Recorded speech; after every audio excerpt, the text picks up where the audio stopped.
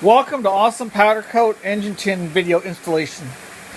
This is the engine tin installation on a Corvair flat 6 air-cooled engine. This particular engine is a 64, 2 carburetors, I want to say 140 horse. This engine, the car had been sitting in a farmer's field since 1971, 64. I wanted it because it had all the original sheet metal. That was very important to me. So we're taking off and we're in the middle of, we've started installing the new tin. First we have the fan. Now the Corvair had 3 different fans, 2 metal ones and a magnesium one. This is the magnesium fan. It's lighter weight. It's a good unit.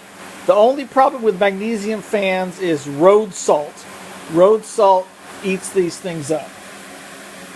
This is blasted and powder coated rally wheel silver. There are a number of bolts around the edge. There are